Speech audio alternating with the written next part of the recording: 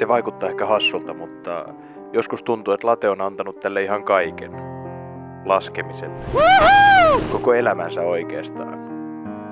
Se on ollut yli 10 vuotta laudalla, välillä telluilla ja ihan sikamatreissuun takana. Paljon hauskempaa.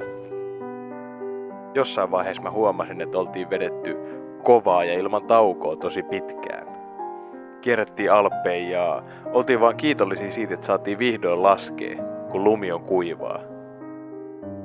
Se oli se, minkä eteen oltiin tehty ympäri vuoden duunia ja odotettiin, että jonain päivänä ne hissit aukee. Me korkattiin kaikki. Ihan kaikki, mitä meillä oli korkattavaa. Joka ikinen reissu. Latella oli ihan törkeä elämännälkä ja jotenkin tää offareen laskeminen on saanut siitä otteen. Ja niin vahvasti, että se haluu aina vetää täysiä kuvaa mahdollista. Late jaksaa pitkälle ja pystyy vetämään itsensä ihan äärirajoille saakka. Kuitenkin siinä kaiken reissaamisen keskellä se on tajunnut, että tää ei voi olla 24/7 ihan pelkkää tätä laskemista. Sen on pakko välillä vaan olla lähtemättä reissuun.